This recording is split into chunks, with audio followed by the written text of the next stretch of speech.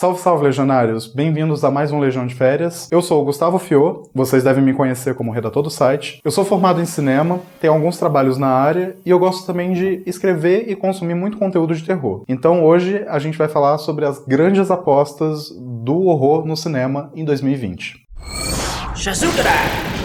A gente acabou de sair de 2019 com muitos filmes de terror muito bons, tanto no cenário mais independente quanto em grandes franquias, e 2020 tá vindo com muito mais promessa no gênero. Então hoje eu vou falar um pouquinho sobre cada um desses filmes e qual deles pode ser o grande filme de terror de 2020.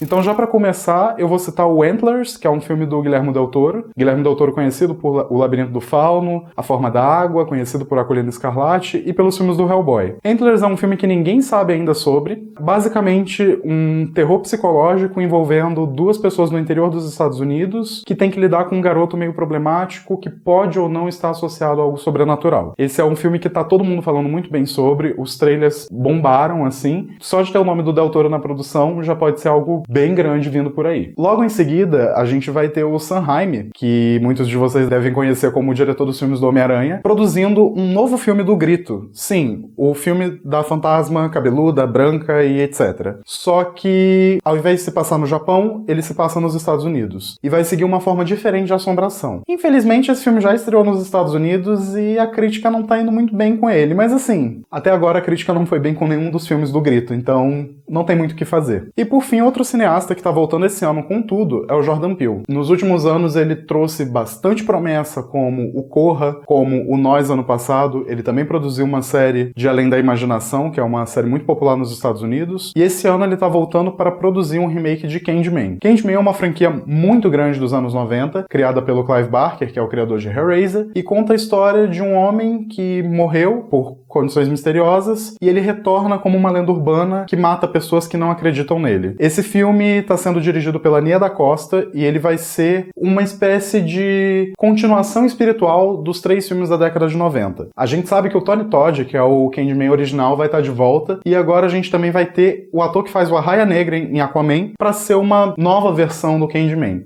Esse filme tem grande potencial e pode ser um dos remakes, continuações, filmes de franquia mais interessantes desse ano. E por falar em franquias retornando, a gente sabe que Hollywood não perde o tempo de produzir sequência, continuação, reboot, remake. E com terror não é diferente, nunca foi, e esse ano vai ser mais ainda, porque a gente vai ter muita franquia importante retornando para os cinemas. A começar por Invocação do Mal 3, A Ordem do Demônio, que é mais um filme dentro da saga do Ed e da Lorraine Warren, que são demonologistas muito famosos, e agora é o terceiro filme deles, da franquia principal, depois de uma dezena de spin-off como Annabelle, A Freira, A Maldição da Chorona. E por falar em A Maldição da Chorona, o novo Invocação do Mal é dirigido pelo diretor de A Maldição da Chorona. O novo filme vai ser baseado em um caso muito famoso da dupla. Nesse caso, eles tiveram que investigar um homem que estava sendo condenado por homicídio e que alegava estar possuído pelo demônio. Então vai ser um filme que vai misturar elementos de horror com drama de tribunal, o que pode ser uma coisa muito bacana e inovadora pra franquia, especialmente depois de tanto filme de Casa Assombrada e de demônio aparecendo no guarda-roupa.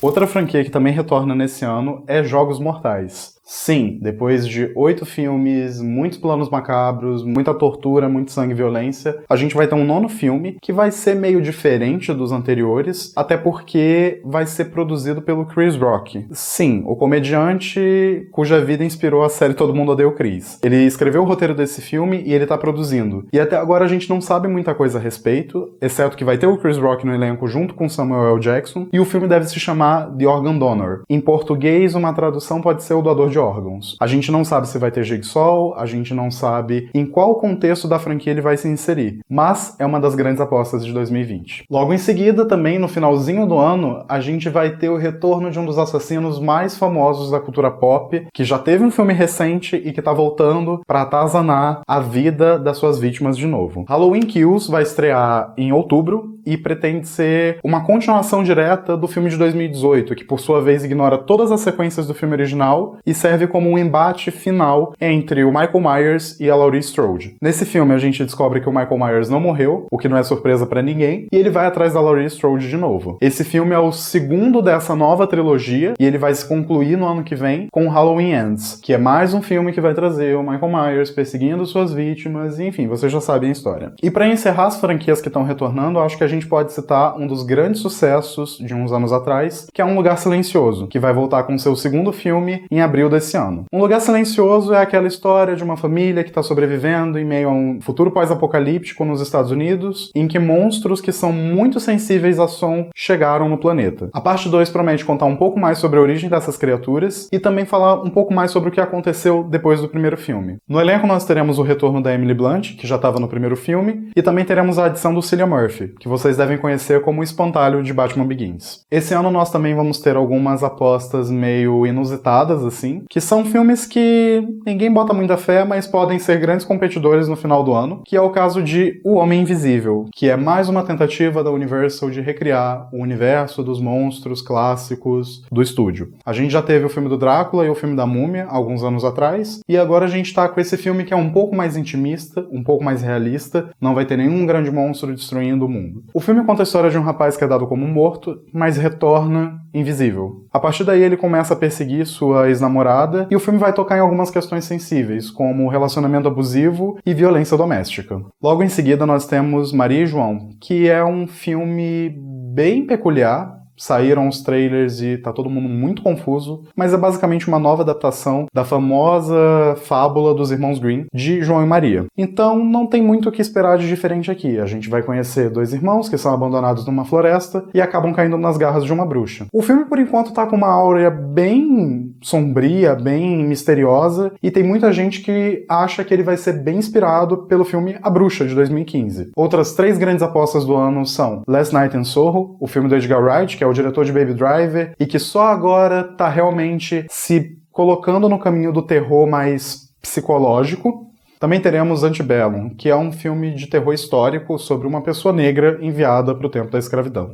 O filme promete ser bem denso, pesado, com muita violência, e ser aquele soco no estômago que os filmes de terror têm trazido atualmente. E por fim a gente também tem o The Pale Door, que é uma espécie de faroeste misturado com história de bruxas e satanismo, e não dá pra saber muito sobre o que é esse filme, na verdade. 2020 também vai ser o ano em que os super-heróis vão entrar no gênero do horror. A gente tem 2 filmes que prometem meio que pegar nesse gênero, alguns pela tangente, outros mais direto, que é o caso de Morbius, o filme da Sony, que vai contar a história de um vampiro vivo, interpretado pelo Jared Leto, e a gente não sabe muito ainda sobre esse filme, a gente não tem muitas imagens, a gente não teve um trailer, mas como nos quadrinhos o personagem é voltado para o terror, espera-se que o filme toque no assunto, mesmo que indiretamente. E outro filme de super-heróis também nesse gênero é Os Novos Mutantes, que finalmente vai sair, depois de muitos anos de espera, depois de adiamento, depois de compra da Fox pela Disney, depois de um monte de catástrofe. O filme finalmente vai chegar aos cinemas em abril desse ano e promete ser um grande longa de horror, até porque o diretor Josh Boone já confirmou que a versão original dele é o que vai para os cinemas. E ele já tinha prometido um filme bem pesado, envolvendo grandes histórias da equipe, como o Urso Místico, que é uma criatura muito sombria, e até mesmo personagens que caminham pelo horror, como a magia e a miragem. Tá, e agora você deve estar me perguntando: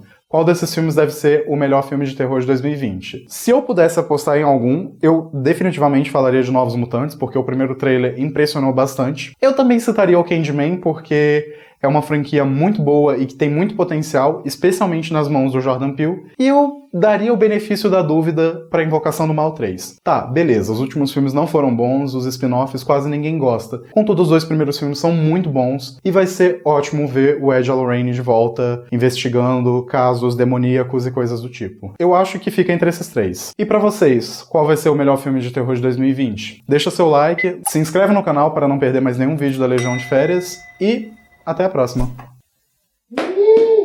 Meu Deus do céu, eu não acredito que isso aconteceu.